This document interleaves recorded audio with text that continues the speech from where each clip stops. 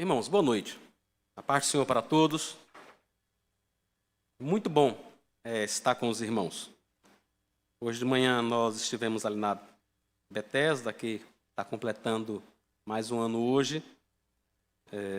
Estivemos eu e o presbítero Wellington. Agora à noite o pastor Danilo e o presbítero Enoque estão lá. Mas é muito bom poder estar aqui com os irmãos. Vamos ler a palavra do Senhor. O livro foi escrito pelo apóstolo Paulo, uma carta que ele escreveu aos Romanos, capítulo 8. Nós vamos ler a partir do versículo 12 até o 17.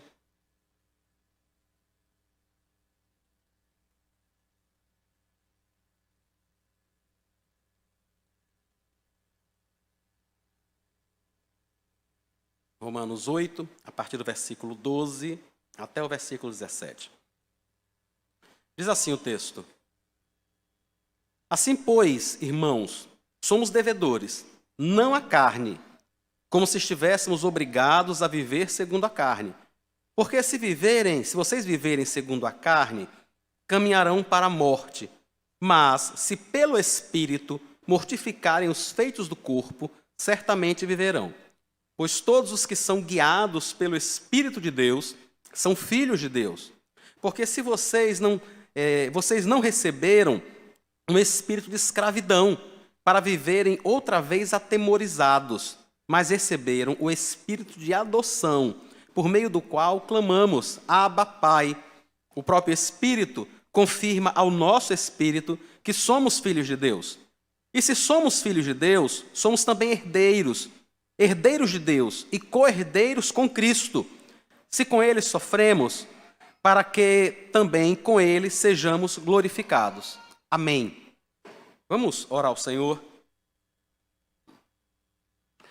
Senhor Deus, se o Teu Espírito não falar ao nosso coração, ao coração de cada pessoa aqui presente, não conseguiríamos compreender uma palavra do que está escrito. Mas uma vez que fomos trazidos aqui neste lugar pelo próprio Espírito, que inspirou esse texto e o preservou no decorrer dos milênios, nós sabemos que o Senhor falará conosco para a Tua glória, para o Teu louvor, para o nosso bem, para a edificação da Tua igreja, para que nós possamos continuar crescendo em santidade. E por isso somos gratos ao Senhor, Pai, por tudo isso que o Senhor tem feito.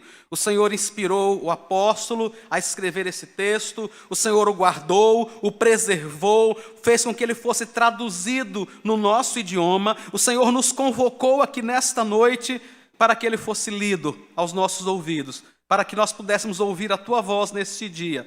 Muito obrigado, Deus, pelo Teu cuidado com a Tua igreja. Muito obrigado pela Tua santa orientação para nós. Nós Te agradecemos no nome santo de Jesus. Amém. Paulo começa o capítulo 8, irmãos, nos dizendo que nós somos livres da lei do pecado e da morte. Ele diz no versículo 1: Agora, pois, já não existe nenhuma condenação para os que estão em Cristo Jesus. Quem está em Cristo Jesus, irmãos, está de forma definitiva e permanentemente salvo. Não há nada que possa mudar isso. Nada que você puder imaginar pode mudar esta verdade. Isto é algo definitivo e final. Quem está em Cristo, quem recebeu a vida eterna, vai viver eternamente. Uma das características deste nome, da vida eterna, a única coisa que caracteriza esta vida é a eternidade. Agora, imaginem se esta eternidade durasse apenas até você pecar. Algumas pessoas, infelizmente, pensam dessa forma. Imaginem o quanto sofrem. Imaginem, por exemplo, elas entendem que são salvas até passar o primeiro sinal vermelho. E aí elas já estão com a salvação um pouco comprometida. Até cometerem o primeiro pecado mais sério. E aí a salvação está mais abalada ainda. Em algum momento essas pessoas entendem que elas terão perdido a salvação. E que precisarão se voltar para Deus mais uma vez, aceitar a Cristo mais uma vez, para que possam permanecer diante do Senhor. O apóstolo diz que não é desta forma. Ele diz: já não existe nenhuma condenação. Não existe nenhum tipo de condenação. Agora, a partir do versículo 12, ele esclarece como é que nós vamos viver. Ele diz que primeiro, a partir do versículo 1 até o versículo 11, ele explica que nós já fomos libertos do pecado. E nós estamos falando para salvos. A partir do versículo 12, irmãos, estamos falando para pessoas que são salvas, pessoas que estão em Cristo. A partir daí, então, ele diz como é que essas pessoas vão viver. Ele vai dizer assim no versículo 12: então, já que é assim, já que vocês já estão salvos, vocês são devedores, não mais a carne. Vocês não são mais devedores da carne, como se estivessem obrigados a viver segundo a carne. É muito interessante que esse texto deixa muito claro, irmãos. Nós somos devedores. Ele não está dizendo que nós não somos. Nós somos devedores. O que ele está dizendo é que nós não somos mais devedores à carne, aquele estilo de vida pecaminoso que nós tínhamos antes. Não somos mais obrigados a viver dessa forma. Não sei se em algum momento de sua vida, ou se você conhece alguém que, por exemplo, durante um tempo, dirigiu sem habilitação. Ou alguém que durante um tempo dirigiu com a documentação do carro irregular, por qualquer que seja o motivo.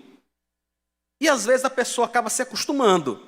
Eu conheço pessoas que já dirigiram com a documentação do carro irregular uns 5 anos. Nunca foi parado. Nunca foi parado. Mas quando você está nessa situação, quantas e quantas pessoas ficam com receio de que vá ter uma blitz? E vocês sabem que as blitz ficam sempre depois de uma curva, né? Então as pessoas, muitas vezes, quando vão chegando numa curva, elas já ficam meio preocupadas. Ficam pensando se deveriam entrar, se não deveriam.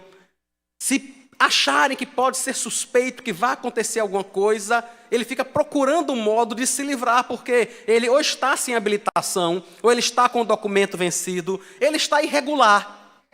O que é que ele faz, então? Ele precisa viver de uma forma a sustentar aquele estilo de vida irregular que ele tem. Se ele quiser continuar rodando com o carro sem ser apreendido, se ele quiser continuar rodando sem ser parado, ele precisa criar modos para saber como ele vai se locomover.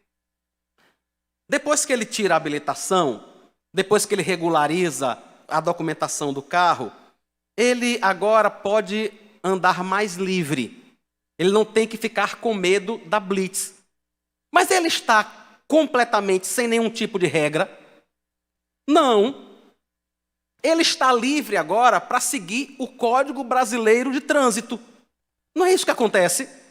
Ele antes estava vivendo de forma irregular e para sustentar a sua irregularidade, ele precisava de 1000 artifícios. Agora que ele está vivendo de forma regular, ele sabe como deve viver. Ele sabe o momento que ele deve parar, quando tem uma placa dizendo que ele deve parar. Ele sabe o momento aonde ele deve parar e onde ele não deve parar. Ou seja, agora ele não é mais devedor, aquele medo que ele tinha antes de ser pego no erro. Mas ele ainda é devedor. Agora ele é devedor à legislação normal de trânsito em solo brasileiro. É mais ou menos isso que Paulo está dizendo no versículo 12. Ele diz assim: pois, irmãos, vocês não são mais devedores à carne. São devedores sim, é o que ele começa dizendo, né? Assim, pois, somos devedores. Nós somos, não a carne. Não mais a carne. Nós não somos aquelas pessoas que precisamos, por exemplo, estar escondendo o celular para que o cônjuge não veja alguma mensagem complicada. Não sei se você conhece pessoas, mas eu já vi gente muito desesperada que chegou no trabalho e bateu a mão no bolso e percebeu que estava sem o celular e precisou voltar para casa correndo, desesperado porque tinha que pegar o celular. Ou seja, essa pessoa tem um estilo de vida pecaminoso e ela é presa a isso. Quando ela vive de uma forma que agrada a Deus, ela não é mais devedora a esse estilo de vida, mas ela continua sendo devedora a um estilo de vida que glorifica a Deus. É isso que Paulo está dizendo. Nós não vivemos sem nenhum tipo de regra, sem nenhum tipo de dívida. Se nós estamos realmente salvos, Nós não somos mais escravos, não somos mais devedores àquilo que é errado. Nós não estamos mais aprisionados àquilo que é errado. Mas nós continuamos devedores a uma vida que glorifica e que exalta a Deus. Isso ele está dizendo no versículo 12. E aí no versículo 13, ele enfatiza quais são as consequências de viver segundo a carne. Ele diz, olha, se a gente viver segundo a carne, vocês vão caminhar para a morte. No versículo 13. O que ele está dizendo? Antes de você ser salvo, quando você vivia desta forma que não agrada a Deus, você caminhava para a morte. A consequência, irmãos, de ter um estilo de vida que não agrada a Deus, um estilo de vida que é viver segundo a carne, é caminhar para a morte. Que morte ele está falando? Porque talvez você possa pensar assim, mas pastor, todo mundo vai morrer. Todo mundo, irmãos. Todo mundo vai morrer. Dizem algumas pessoas que a rainha Elizabeth não. Mas todo mundo, todo o restante da humanidade vai morrer. Todo mundo vai morrer. Então, se todo mundo vai morrer, por que ele está fazendo referência a isso? O que ele está dizendo, na realidade, é que as pessoas estão caminhando para a morte eterna. Aquele que vive segundo a carne, aquele que vive de um estilo de vida pecaminoso, que não agrada a Deus, ele não está caminhando apenas para a morte física, a qual todos nós vamos experimentar em algum momento. Mas ele está caminhando para a morte eterna, que é a separação eterna de Deus. É o contrário de vida eterna. Quem vai estar com Deus vai viver eternamente, porque estará ao lado do Senhor, estará experimentando a graça de viver com Deus. Quem vive segundo a carne vai morrer eternamente, ou seja, ele até vai estar consciente. Como nós temos visto na escola dominical, inclusive ele vai ter um corpo físico. Ele vai ter um corpo físico, irmãos, para que ele possa viver e experimentar o que é a morte eterna, o que é o sofrimento em um lugar de horror, em um lugar distante de Deus, e que também é eterno. Então Paulo diz, nós não somos mais devedores a esse tipo de vida, nós não vivemos mais dessa forma, nós agora vivemos para agradar a Deus. E aí ele completa no versículo 13. Mas se pelo Espírito mortificarem os feitos do corpo, certamente viverão. Agora Paulo introduz, irmãos, algo que parece um pouco novo para a gente, né? Ele já tinha dito, capítulo 8, versículo 1, nós estamos salvos. Estamos salvos em Cristo.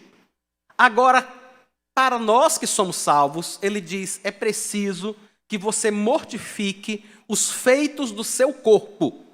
E ele não está aqui querendo dizer que o seu corpo é separado de você.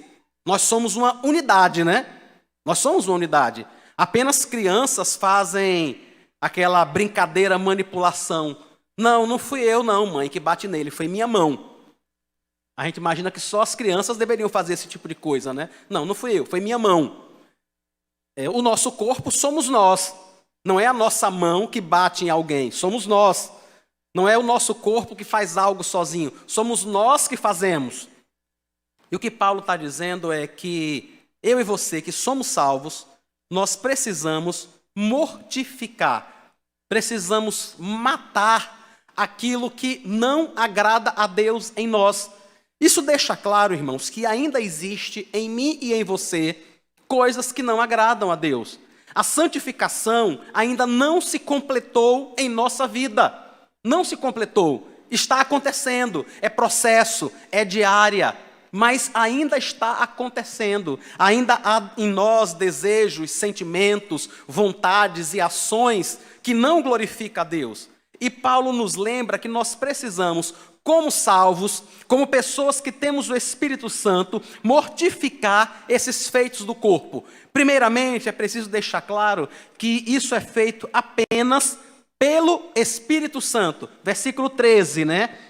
Mas se pelo Espírito vocês mortificarem os feitos do corpo. Vejam, irmãos, que ele está colocando as duas coisas. Nós fazemos isso pelo Espírito Santo. É o Espírito Santo quem nos habilita nós não teríamos condições de mortificar os feitos da carne sem o auxílio do Espírito Santo. Não teríamos condições. Aquelas pessoas que tentam conter os seus pecados, que tentam conter o mal que fazem, sem o auxílio do Espírito Santo, a maioria delas faz isso para evitar as consequências. Eu não vou mais fazer isso porque senão meu pai me bate. Eu não vou mais fazer aquilo porque senão eu vou ter prejuízo. Se eu não vou mais fazer esse tipo de comportamento, porque senão eu posso acabar sendo preso por fazer isso. As pessoas até contêm a maldade que há nelas, mas apenas porque elas têm um interesse. Aqueles que nasceram de novo, habilitados pelo Espírito Santo, capacitados pelo Espírito que mora, que habita em nós, nós mortificamos os feitos do corpo para a glória do Senhor.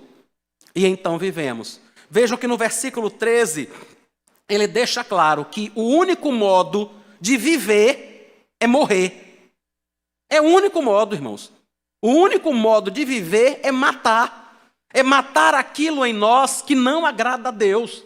É o único modo de viver. Não existe um outro modo. Se eu e você queremos viver, nós precisamos fazer isso.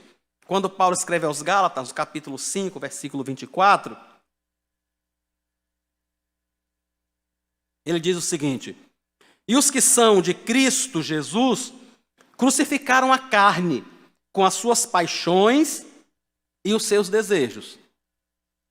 Há desejos, há paixões em nós, há coisas que não deveriam existir, mas ainda existe. Quem de nós não experimenta esse tipo de coisa? Quem de nós não experimenta aquilo que às vezes nós chamamos de um desejo incontrolável? Não é? Quem nunca experimentou isso? A pessoa passa por alguma coisa e ela parece que é tomada por um espírito e ela tem um desejo incontrolável. Ela compra aquilo ou o mundo vai se acabar. As vacas nunca mais vão dar leite. A grama nunca mais vai nascer. Ela tem que comprar aquilo de qualquer jeito. Quantas pessoas, se sentem tomadas por um desejo muito grande?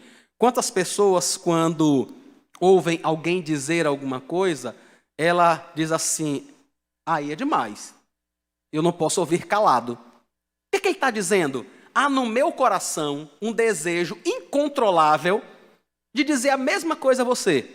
Você não me disse, então você vai ouvir. Nós criamos até um ditadozinho para isso, Quem diz o que quer, irmãos, ouve o que não quer. Esse tipo de desejo incontrolável é sobre o que Paulo está falando. Ele está dizendo: eu e você precisamos mortificar isso. Precisamos, com o auxílio do Espírito Santo, apresentar esses desejos, essas paixões diante de Deus. Pedir mesmo ao Senhor que nos dê a sua graça.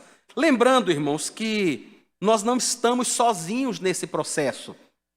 Algumas vezes a gente tem a impressão de que talvez, quando nós estamos sendo tentados a agir de forma grosseira, a nos vingarmos de alguém, a fazermos algo que não deveria, a comprar algo que a gente sabe que não deveria comprar.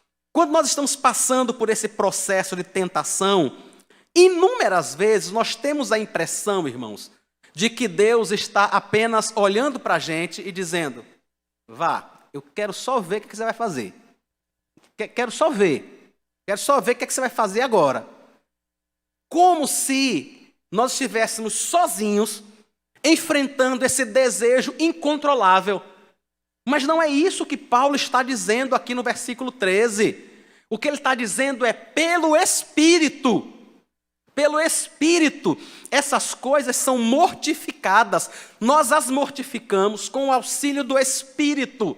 Quando nós estamos sendo tentados, irmãos, quando nós estamos tendo um desejo incontrolável de fazer algo que não agrada a Deus, o próprio Espírito Santo está ao nosso lado para nos ajudar, para nos fortalecer, segurando em nossa mão, nos lembrando de quem nós somos em Cristo, nos lembrando que nós não somos mais devedores à carne, que nós não somos mais obrigados a pagar na mesma moeda. Quando nós estamos sendo tentados, o Espírito Santo está do nosso lado, nos lembrando que nós podemos vencer. É isso que está acontecendo. Ele não está de longe, parado, e dizendo assim, só quero ver no que vai dar. Vá, só quero ver o que é que vai dar agora. Como eu e você fazemos algumas vezes.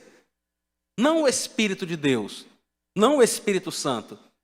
Ele está ao nosso lado nos sustentando, falando ao nosso coração, falando à nossa consciência, nos lembrando a palavra do Senhor. É isso que está acontecendo. É este processo de mortificação que eu e você precisamos enfrentar, mas não passamos por isso sozinhos. Somos amparados pelo Espírito. Quando o Senhor Jesus fala em Marcos sobre isso, ele diz assim, Marcos capítulo 8, versículos 34 e 35. Então, convocando a multidão e juntamente os seus discípulos, Jesus lhes disse, se alguém quer vir após mim, negue a si mesmo, tome a sua cruz e siga-me, pois quem quiser salvar a sua vida, a perderá. E quem perder a vida por minha causa e por causa do Evangelho, esse a salvará. É isso que vai acontecer, é por causa do Evangelho, é por temor a Deus, que eu e você precisamos mortificar os feitos da carne, irmãos. Precisamos mesmo entender que não vale a pena alguns poucos minutos de prazer por horas, dias de grande tristeza, de grande problema. Eu conheço uma pessoa que trabalhava, isso há 1 milhão de anos atrás, irmãos, trabalhava vendendo coisas com um carrinho. E um dia esse carrinho, a roda começou a quebrar, ele consertou, a roda quebrou de novo, ele consertou. Na terceira vez que o carrinho quebrou a roda, isso era o modo que ele ganhava dinheiro, era o sustento dele, né?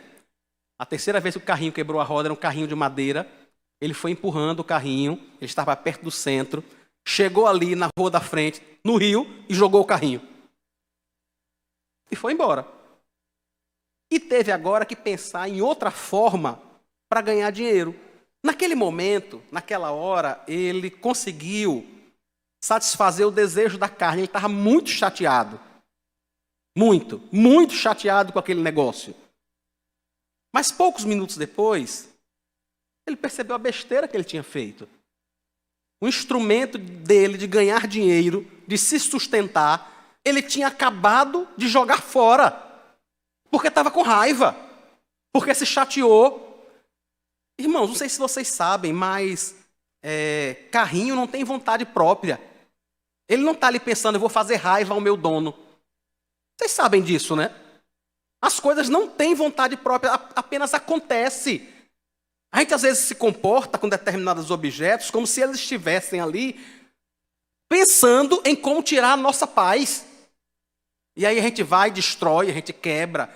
A gente dá vazão a essa paixão, a esse desejo carnal, a essa raiva. E depois a gente encara as consequências. O que o Senhor está dizendo é, não faça isso. Peça graça a Deus. Peça graça ao Senhor, porque o prejuízo vai ser maior depois. O carrinho não vai ficar triste. Não vai, ele não vai ficar lá na água. Oh, meu Deus, meu dono me abandonou.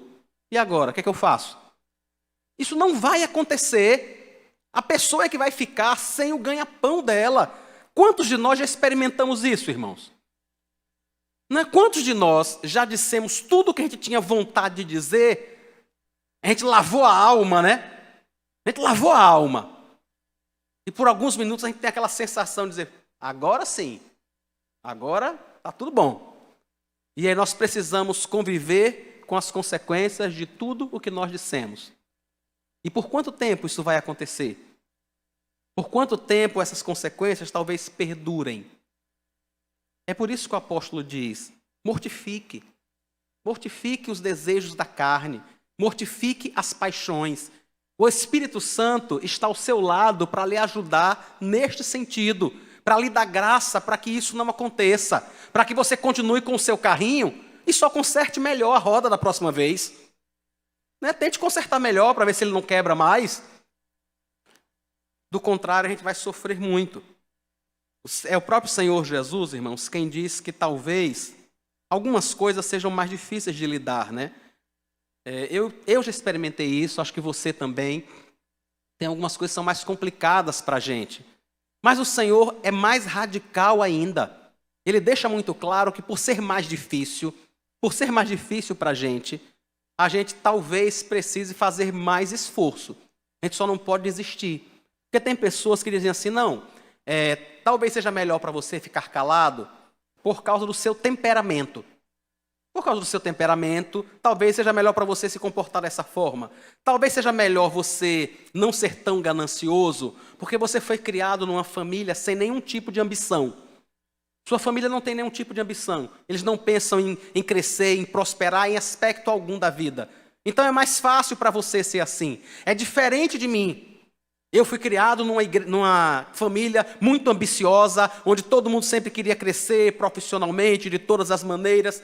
Inúmeras e inúmeras vezes a gente realmente enfrenta tentações em algum aspecto da nossa vida que é mais difícil de lidar do que outras. E o Senhor nos ajuda a lidar com isso em Mateus 5, 29 e 30. Mateus 5, 29 e 30, ele diz assim: se o seu olho direito leva você a tropeçar, arranque-o, jogue fora. Pois é preferível você perder uma parte do seu olho do que ter o corpo inteiro lançado no inferno. E se a sua mão direita leva você a tropeçar, corte-a, jogue fora. É preferível você perder uma parte do seu corpo do que o corpo inteiro ir para o inferno. Algumas vezes nós vamos precisar, talvez, ser mais radicais com algumas coisas. Talvez a gente precise. Se você, por exemplo, trabalha numa área financeira de uma empresa e durante algum tempo você tem conseguido pegar dinheiro da empresa sem que alguém saiba, tem conseguido se beneficiar com isso. Ninguém sabe, mas você tem pego esse dinheiro, você tem sido tentado a isso por conta do modo como você trabalha, da posição que você está. E você tem orado, tem pedido a Deus que lhe ajude a não repetir esse tipo de falha, a não repetir esse tipo de pecado, que te ajude a não quebrar mais o 8º mandamento. Mas você não tem conseguido. Saia desse emprego, irmão. Saia. É melhor você ficar desempregado do que ir para o inferno. Se programe para devolver o que você pegou. Se programe, já que você roubou, já que você pegou da empresa, se programe para devolver o que você pegou da empresa. Se não puder sair da empresa, mude de posição. Vá para um lugar onde você não tenha que conviver com esse tipo de tentação. Por que é que você que já roubou a empresa várias e várias e várias vezes, vai continuar no mesmo lugar, se submetendo à mesma coisa? Fazendo a mesma coisa? E dizendo, não, mas eu tenho que vencer aqui. Será? Isso tem acontecido? Isso tem acontecido? Há 1 milhão de anos atrás, eu estava assistindo A Família Dinossauro. E um dia eu não lembro o nome do menino, do filho do Dino. Bob, né? Pronto. O Bob tinha se envolvido com uma planta alucinógena. E o episódio é todo sobre isso, a luta dos pais com o envolvimento dele com esses alucinógenos e tal. Por fim, ele resolve abandonar, ele percebe todo o mal que fez a família, só que ele tinha uma plantação que ele tinha feito no fundo da casa, né? E aí ele chega para o pai e diz, pai, mas para deixar claro que a gente já superou isso, que isso não vai acontecer mais, a gente pode deixar aqui. Pode deixar, só para a gente ter certeza que nós somos muito maiores do que isso. E aí o Dino diz, é verdade, se a gente tem certeza que a gente é maior, vamos começar queimando então. E aí o episódio termina com ele tocando fogo e acabando com tudo. Algumas vezes é isso que nós vamos precisar fazer, irmãos. Algumas vezes não vai dar para a gente se livrar enquanto a plantação estiver no fundo da nossa casa. Entende? A gente vai precisar mortificar os feitos do corpo de verdade, com a ajuda do Espírito Santo, orientados por Deus, com toda certeza. Mas vamos precisar fazer isso. E ele diz no versículo 14, por que é que nós precisamos fazer isso?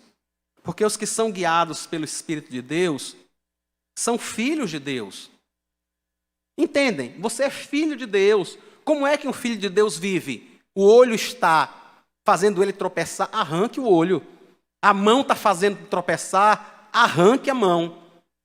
Faça o que for preciso para que você possa mortificar os feitos do corpo, para que você possa glorificar a Deus através daquilo que nós fazemos com o nosso corpo. Nós estamos tratando aqui, irmãos, de pecados visíveis. Nós não estamos lidando com aquilo que acontece na nossa mente, né?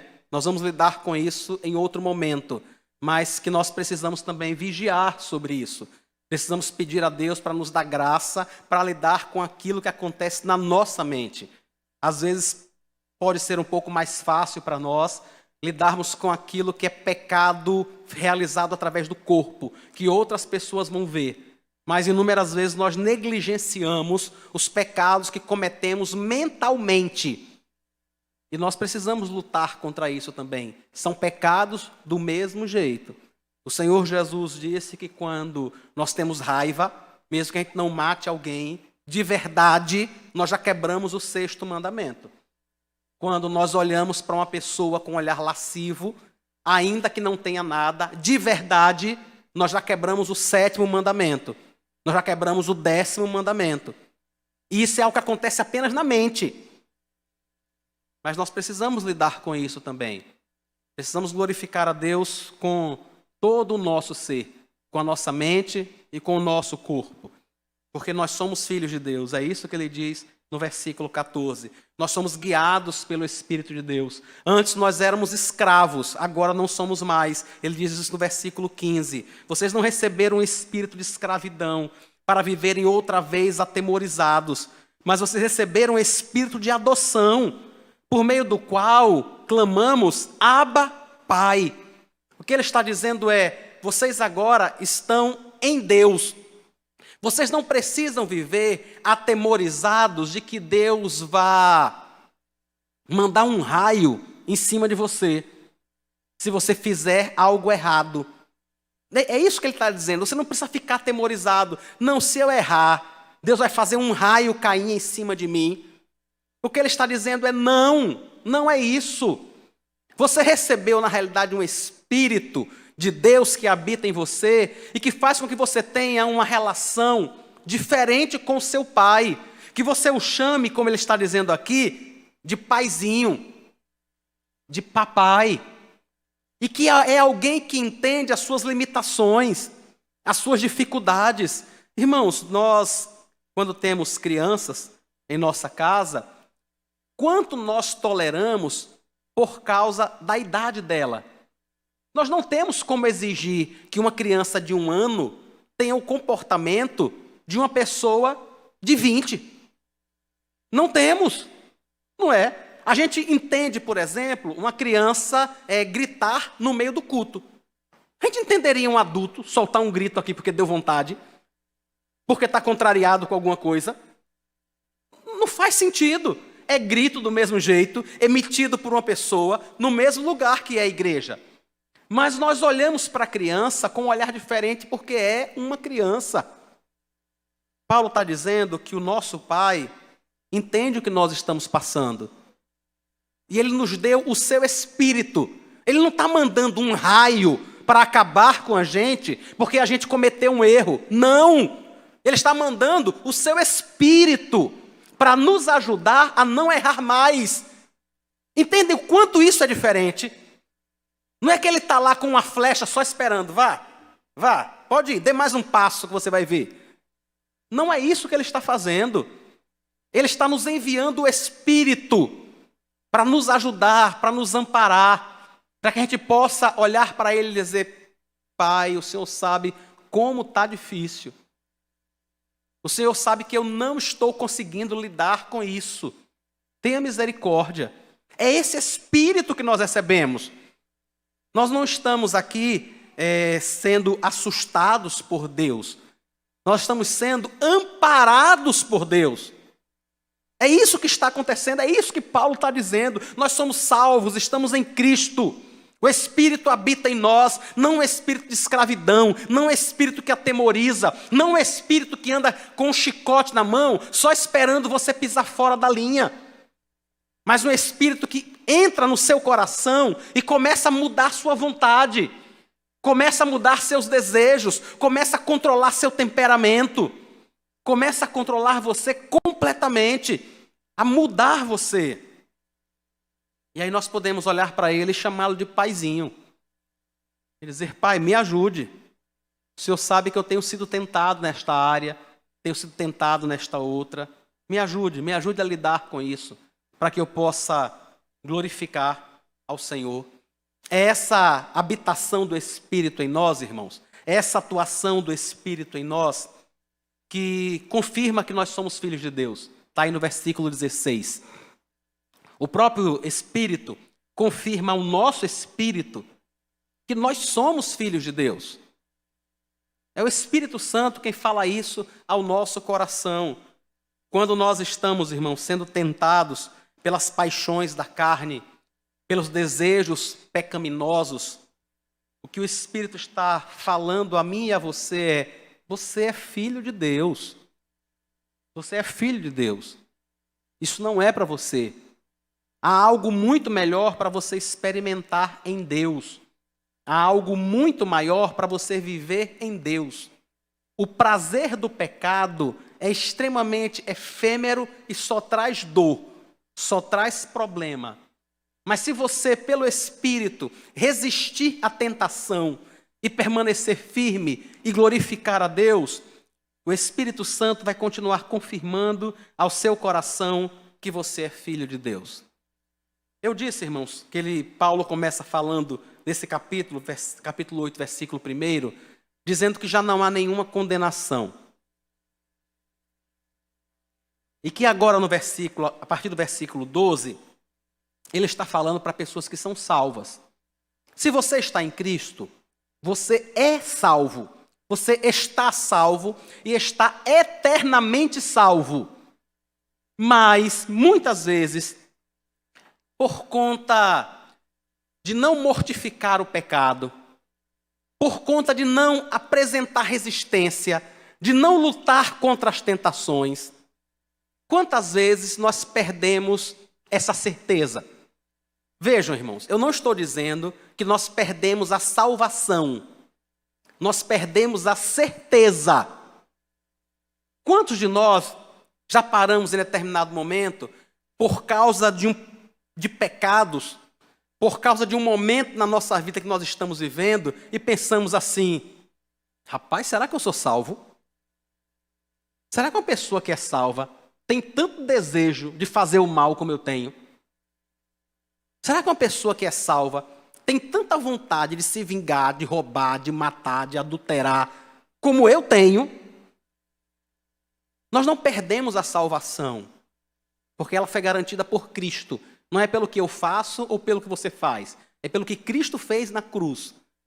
Mas muitas vezes, quando nós não mortificamos os feitos da carne, as obras do corpo, realmente, nós temos a sensação de que não estamos nele.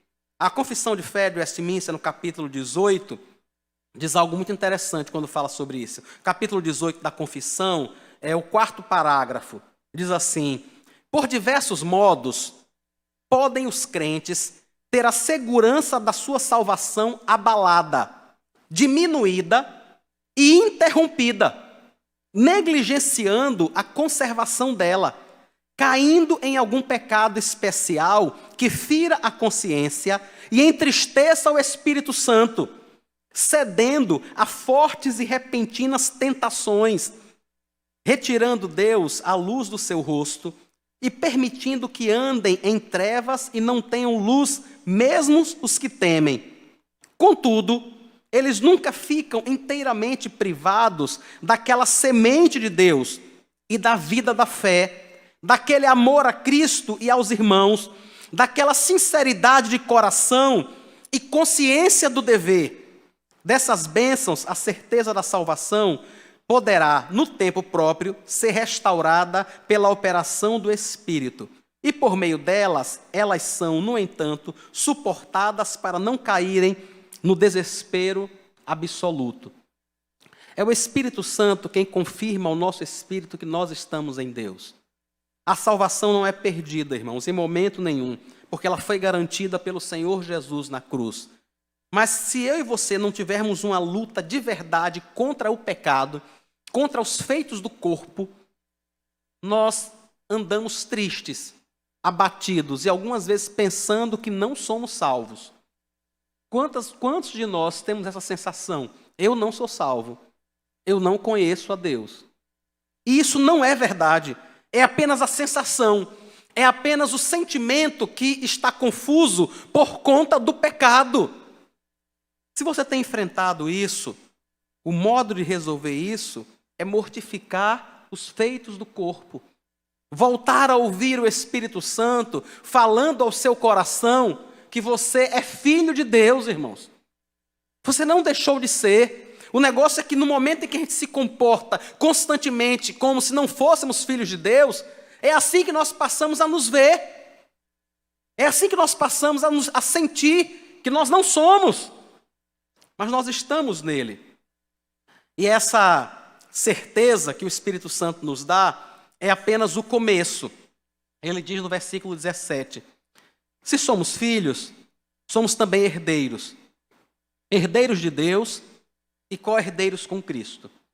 Se com ele sofremos, para que com ele sejamos glorificados.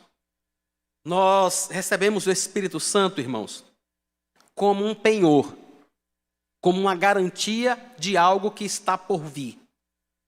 Quando nós damos uma entrada, nós vamos comprar alguma coisa, né? Que a gente não pode pagar de uma vez só. A gente dá uma entrada, aqui está um valor de entrada, me dê o objeto. Aquele valor é uma garantia que nós estamos dando para dizer assim, olha, eu vou lhe dar o resto, eu vou lhe pagar o restante das parcelas. A Bíblia diz que o Espírito Santo nos foi dado como essa parcela inicial, para dizer assim, olha, eu já lhe dei o meu Espírito aqui. No céu eu vou lhe dar muito mais. Você é herdeiro de Deus. Você é co-herdeiro com Cristo. Tudo que é de Cristo é seu. Tudo o que é de Cristo é seu. Qual é a garantia disso? O Espírito que você já recebeu agora. O Espírito Santo que já habita em você, que já mora em você, que já lhe ajuda na luta contra o pecado. Esse Espírito é a garantia de que algo muito melhor virá, de que haverá um momento em que seu coração será completamente purificado, que você não terá mais nenhum tipo de paixão, de desejo ruim, em que você não correrá o risco de quebrar nenhum mandamento, que você terá uma completa satisfação na vontade de Deus. É isso que o Espírito Santo está fazendo em nós, nos garantindo que esse tempo vai chegar. Eu sei que agora você pode dizer assim, pastor, você não sabe não. Você não sabe não o que eu passo. Você não sabe o que é que um jovem cristão passa para se manter virgem até o casamento. Você não sabe o que é que eu passo na minha empresa para poder fazer as coisas da forma que glorifica a Deus. Irmãos, a luta muitas e muitas vezes é difícil. É difícil mesmo. Mas o Espírito Santo que habita em nós é a garantia de Deus de que essa luta uma hora vai terminar. Uma hora ela vai acabar. Uma hora não vai haver nenhum tipo de tentação para nós. Nenhum tipo de inclinação pecaminosa, nem resquícios de desejo de fazer aquilo que não agrada a Deus. Essa hora vai chegar. É isso que ele está nos garantindo aqui. Nós somos herdeiros de Deus. Nós somos co-herdeiros com Cristo. É o Senhor quem é a nossa própria herança.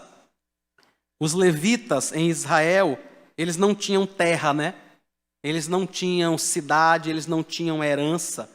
E o Senhor disse que deveria ser assim, porque é o Senhor quem seria a herança deles. Deuteronômio 18, versículos 1 e 2, falam sobre isso. Os sacerdotes levitas e toda a tribo de Levi não terão parte nem herança em Israel. Comerão das ofertas queimadas ao Senhor e daquilo que lhes é devido. Não terão herança no meio dos seus compatriotas. O Senhor é a herança deles, como Ele mesmo lhes prometeu. É isso que está acontecendo conosco agora. O Espírito Santo que o Senhor nos tem dado é a promessa de que Ele mesmo é a nossa herança. De que o céu está nos reservado e garantido, irmãos. Garantido. Não é uma hipótese. Não é uma hipótese. Não, se eu fizer tudo certinho, se eu viver assim, se eu viver dessa, daquela, eu vou... Não é uma hipótese. É algo garantido. É por isso que Paulo começa o capítulo 8 dizendo: já não existe nenhuma condenação para os que estão em Cristo Jesus. E agora ele diz: vocês já receberam o Espírito Santo, que é essa garantia de que vocês vão herdar o próprio céu. O Senhor é a sua herança. O Senhor é a minha herança. Algumas vezes nós somos tentados, irmãos, a desfrutarmos os tesouros deste mundo. Desfrutarmos as coisas que parecem boas e agradáveis aqui. Mas isso não pode se comparar com o prazer de fazer a vontade do Senhor, de glorificar a Deus, de saber que o Senhor está satisfeito conosco. Talvez as pessoas digam: não, mas esse é um comportamento bobo, é um comportamento de gente besta, você isso, você aquilo. Mas, irmãos, nada melhor do que glorificar a Deus, independente da opinião que as pessoas vão ter sobre nós, independente da opinião delas. Eu e você temos um compromisso com Deus. O Espírito Santo já habita em nós, o Espírito Santo já nos capacita a vencer a tentação, já nos fortalece. E você tem enfrentado isso, você tem enfrentado tentações em sua vida, algumas vezes fortes, algumas vezes difíceis de lidar. Ore a Deus. Ore, irmão. Não tenha vergonha de orar, não. Não tenha vergonha de chegar diante de Deus e dizer a Ele: Senhor, o Senhor sabe como está meu coração. O Senhor sabe o quanto eu desejo fazer isso que não agrada ao Senhor. Eu sei que não agrada ao Senhor, mas o Senhor sabe o quanto eu quero fazer. Confesse isso diante de Deus. Apresente a Ele. Faça como Paulo diz aqui, chame ele de paizinho. Diga: paizinho, o Senhor sabe o quanto eu desejo fazer o que o Senhor não quer. O Senhor sabe o quanto eu quero fazer aquilo que agrada apenas ao meu corpo. Mas eu quero pedir ao Senhor que me fortaleça pelo Teu Espírito.